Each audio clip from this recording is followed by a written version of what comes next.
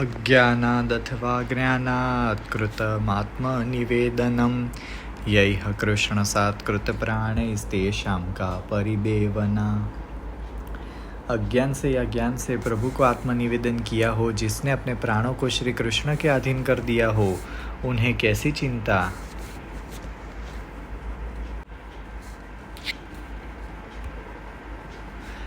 જેવી રીતે પુત્ર વગેરે પરિવારજનોનો અન્ય વિનિયોગ થવા ઉપર ચિંતા ન કરવી, તેવી રીતે આપણો પોતાનો પણ ભગવાનમાં વિનિયોગ ન થઈને અન્યત્ર વિનિયોગ થઈ જતો હોય તો પણ ચિંતા ના કરવી. આ આચાર્ય ચરણ અજ્ઞાનાત વગેરે શબ્દોથી કહી રહ્યા છે.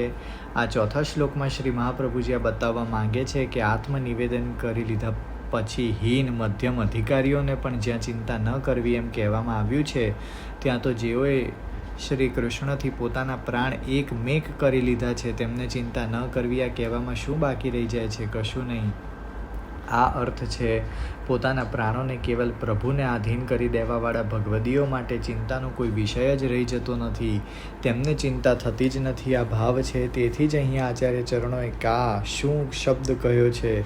જો સંપૂર્ણ શ્લોકના પદોનો સંબંધ બેસાડવો હોય તો અર્થ આવી રીતે બની શકે: જેઓએ જ્ઞાન સહિત અથવા તો અજ્ઞાનથી આત્મનિવેદન કરી લીધું છે તેમણે ચિંતા ન કરવી જોઈએ, અને કૃષ્ણથી પોતાના પ્રાણોને એક મેક કરી લેતા ભગવદીઓને તો આ આત્મનિવેદન કરી લીધા પછી કેવી ચિંતા. તથા નિવેદને ચિંતા ત્યાજ્ય શ્રી પુરુષોત્તમે વિનિયોગે પિસા ત્યાજ્ય સમર્થો હિ હરિ સ્વતઃ.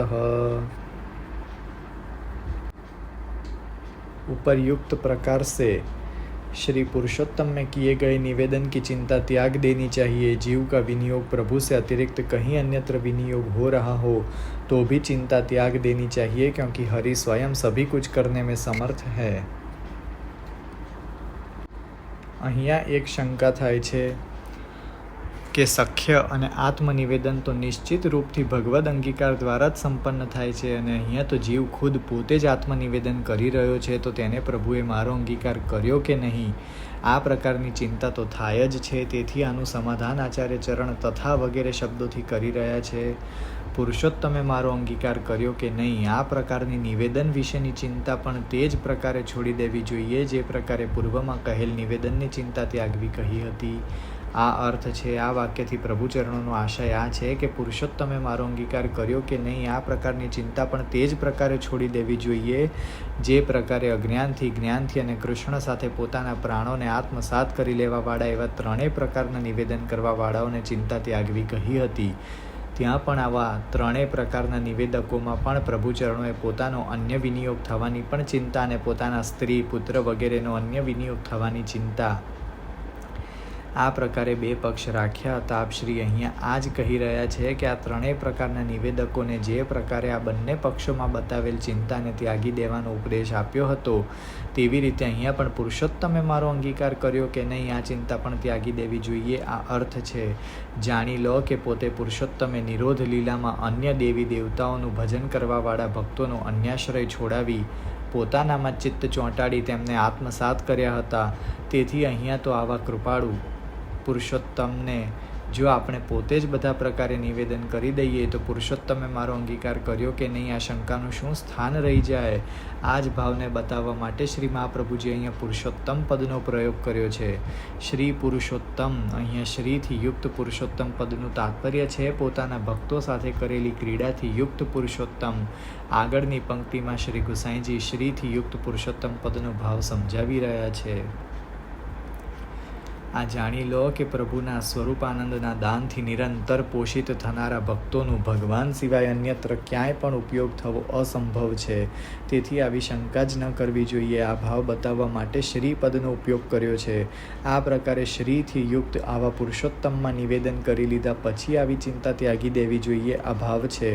હવે કારણ કે જીવ સ્વભાવથી દુષ્ટ છે, તેથી જો કોઈ લોક ભયના કારણે અને કોઈક આપાતકાલીન પરિસ્થિતિને દૂર કરવા માટે જો જીવનું ભગવાન સિવાય ક્યાંક અન્યત્ર વિનિયોગ થઈ જાય તો પણ તેણે પૂર્વમાં કહેલા ત્રણ નિવેદકોની જેમ ચિંતા ન કરવી જોઈએ. આ ભાવ છે. જો જાણે અજાણે પણ આવું બની જાય તો પણ પ્રભુ તેનો ત્યાગ નથી કરતા, કારણ કે પ્રભુનો સ્વભાવ જ કૃપા કરવાનો છે. તેથી આવા જીવનો ઉદ્ધાર કરવામાં તેઓ જીવના કોઈ પણ સાધનોની અપેક્ષા રાખતા નથી. લોકે સ્વાસ્થ્યમ તથા વેદે હરિસ્તુ ન કરિષ્યતિ પુષ્ટિ માર્ગે સ્થિતો यस्मात् साक्षिणो भवता अखिलः. भगवान पुष्टि मार्ग में स्थित है, अतः वे लौकिक वैदिक में सफलता प्रदान नहीं करेंगे. अतः भगवान के कार्यों को केवल साक्षी बनकर देखते रहो.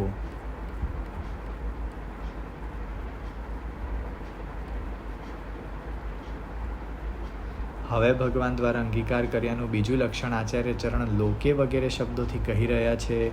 જો કદાચ જીવ પ્રવાહવશ થઈને લૌકિક વ્યાપાર વગેરેમાં જ લાગી જાય અને વૈદિક આશ્રમ ધર્મ વગેરેમાં તેની નિષ્ઠા થઈ જાય તો ત્યાં તેને વિઘ્ન જ પ્રાપ્ત થશે, તેને ફલ પ્રાપ્ત નહીં થાય. આ અર્થ છે. આવું શા માટે?